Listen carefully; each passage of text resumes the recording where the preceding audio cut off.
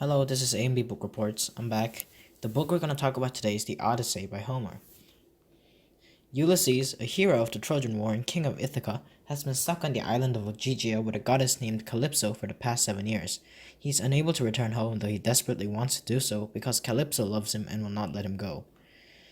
Back in Ithaca, Ulysses' son, Telemachus, and his wife, Penelope, are having trouble. This is because over 100 of Ithaca's finest youth, believing Ulysses to be dead, are courting Penelope for her hand and simultaneously eating the family out of house and home. The reason Ulysses has been stuck at sea for so long is because Poseidon is furious with him for blinding his son. However, all the other gods are by this point feeling sorry for Ulysses. Athena is especially sympathetic because Ulysses is smart and she likes smart people. Therefore, she travels to Ithaca and tells Telemachus to meet up with Nestor in Pylos and Menelaus in Sparta to gather news about his father. The suitors, seeing Telemachus gone, resolve to end his life on his journey back home, thus ridding themselves of a great threat and obstacle to Penelope's hand.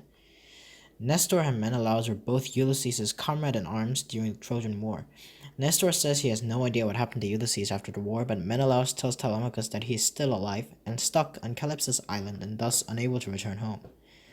Meanwhile, Ulysses, with a little help from Athena and Hermes, who has finally freed him from Calypso's loving clutches, reaches the island of the Phaeacians, a seafaring race of people who are sometimes said to be the equal of gods. Although at first he is in disguise and some of them mock him, once Ulysses reveals who he truly is, they listen with respect to his story. The tale of Ulysses' journey takes a long time. He tells the Phaeacians how he slaughtered the Cyclones, how the Lotus Eaters nearly made the entire crew forget about their homelands, and how he landed on the land of the Cyclopses, where a huge monster named Polyphemus killed and ate 6 of his men. Ulysses blinded Polyphemus by sticking a stake in his eye, not knowing that he was Poseidon's son. This was how he incurred his wrath upon him and his crew. After escaping from the cave where Polyphemus lived, Ulysses and his crew landed on the home of Iolaus, who had command of all the winds, but despite his help, the crew did not manage to reach Ithaca.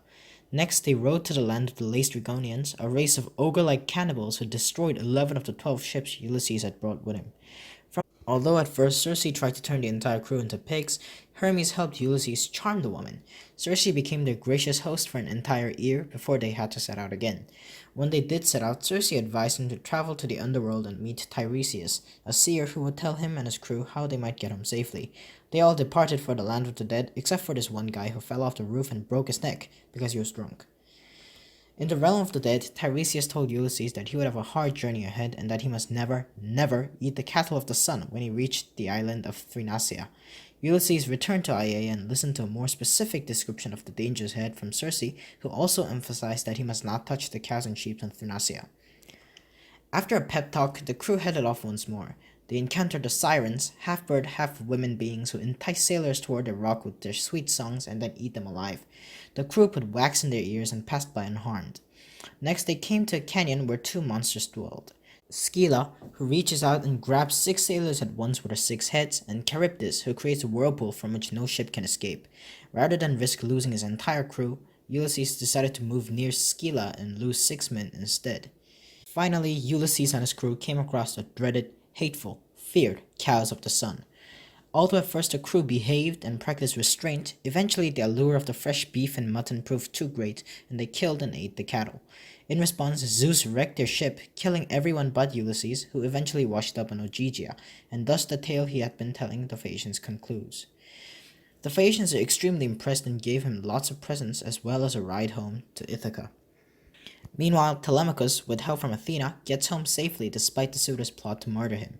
He meets his father in a swineherd's house, but neither he nor the swineherd, Eumaeus, recognize Ulysses because he is disguised as a beggar.